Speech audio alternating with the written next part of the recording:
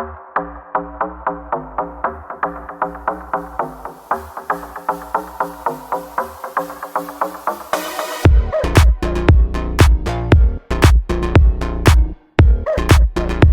stories alleged. For gossip and entertainment only. Let's get started. Hello, everybody. So, we're going to talk Nicki Minaj.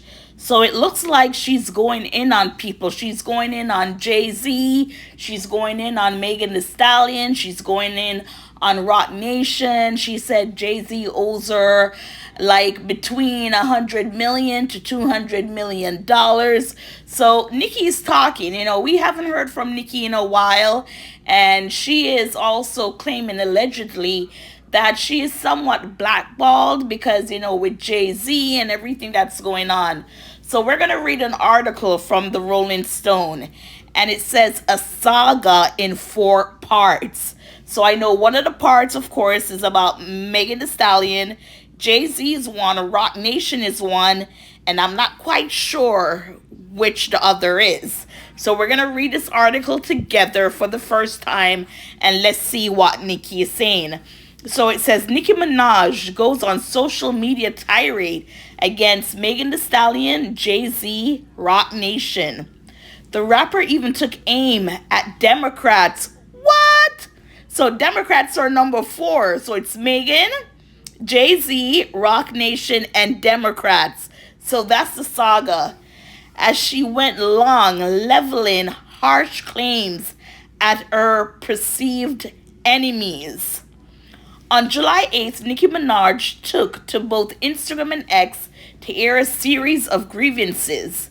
Over a sprawling series of posts, she took aim at Megan Thee Stallion, her management company Rock Nation, its founder Jay-Z, its CEO Desiree Perez, and even the Democratic Party in the United States. Here's a brief breakdown of her gripes, which she repeatedly wrote were all alleged and for entertainment purposes only.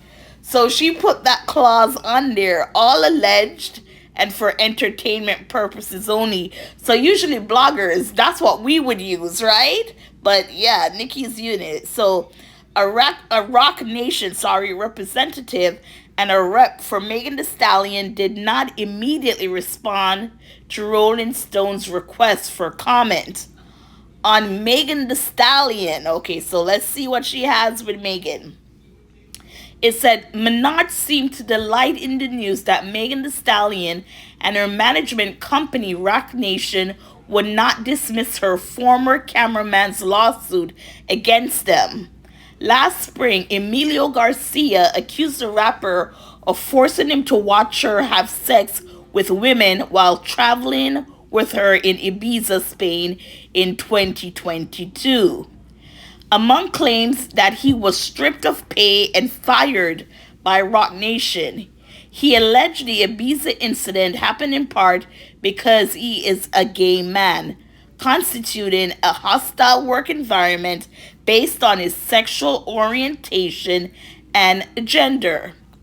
The Pink Friday rapper appeared to bolster his claim, writing, being a gay man doesn't give any woman the right to sexually grind on you or have sex in front of you, she added. I remember seeing someone grinding on their hairstylist and he seemed so uncomfortable. Minaj has previously claimed Megan acted inappropriately around the time they filmed the music video for their collaboration Hot Girl Summer in 2019. The pair had tension since, culminating in Megan's chart-topping disc, Hiss, where she seemingly taunted Minaj by rapping, these hoes don't be mad at Megan, these hoes mad at Megan's law, an apparent nod to Nicki Minaj's husband and brother's sex offender convictions. What was the name of the law again? Minaj wrote in an Instagram caption of a screen grab of the news of Garcia's lawsuit persistent. Karma's law. Touch not my anointed law. Vengeance is the Lord's law. We give God the glory. and he's only just begun. Have a blessed day if you can. Oh my gosh. So basically, she's like, Megan the Stallion, what goes around comes around. You talk badly about me, look, and now you're being sued by who was your hairstylist? I know the hairstylist is the one that Nicki said that I guess Megan, she was inappropriate with that hairstylist, but this one, hold on, let me see. What did, oh, he's a cameraman. So Emilio Garcia was a cameraman. Okay, Nicki. So now we're gonna go on to Desiree Perez. I don't know if she's the one whose daughter is suing her because the daughter does not like her husband because he's black. And when I look at them, these are not Jennifer Lopez looking kind of Spanish that, if you want to say they're closer to white or whatever. But hey, this is America, right? So on Desiree Perez, she retweeted an X account invoking Roc Nation CEO Desiree Perez in Garcia's case against the company. Minaj began attacking the music executive, calling her Deseret. Among her attacks, Minaj targeted Perez for receiving a pardon for decades-old narcotics and parole crimes from President Trump in 2021. Deseret, were you out marching with your fellow Mexican immigrants? Wrote Minaj, seemingly referencing anti-ICE movements across the country. Also, Perez is Cuban. So she's not Mexican, she's Cuban, but he's sending anyone from, the Hispanic heritage out of the country. All right, you were pardoned by President Trump, so you kinda can't, right? I mean, it kind of implies you guys are cool with him while y'all seem to pretend to be against him. Minaj lambasted Jay-Z for not hiring a black woman as CEO and wrote that the pair have ruined several aspects of the sports and music industry. Minaj previously appeared to criticize Roc Nation when Kendrick Lamar was chosen to perform at this year's Super Bowl over Lil Wayne. Jay-Z and Roc Nation produced a halftime spectacle with Apple Music and the NFL. Also, it's rumored that they're talking about Jay-Z will headline the Super Bowl halftime next year. How true that is, I'm not quite sure. But yes, if it's true what they're saying about this Desiree lady when it comes to, black people and everything, she's one of those Hispanics who think, they're above because, they're Hispanic and not, standing up for their community. I don't see a lot of Hispanic entertainers standing up to Trump or, voicing what's going on with the ICE rates. Anyways, we're going to go on to Jay-Z. When Minaj turned her irate to Jay-Z, she accused him of letting Deseret do a lot of evil to black people and you stayed silent. We used to believe you. Among many complaints about Jay-Z's work with Perez, Minaj claimed the mogul owed her money, which she would use to send some of my bars to college. Oh, so basically she's saying that Jay-Z owed her money and she wanted to use it to send some of her barbs to college. Oh, that's nice. Pay their school fees and student loans via my Student of the Game charity. Oh, so she has a Student of the Game charity. Okay.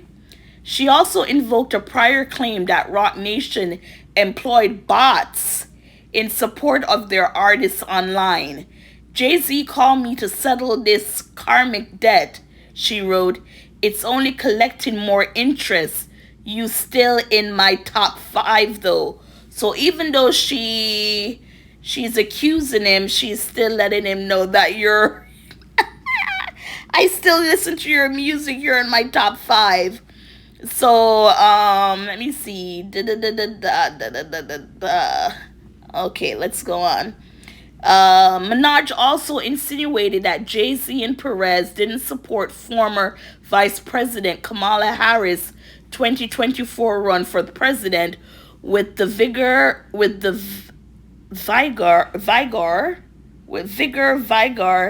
that the rapper supported former President Obama's campaign because of an alleged alliance to President Trump due to Perez's pardon.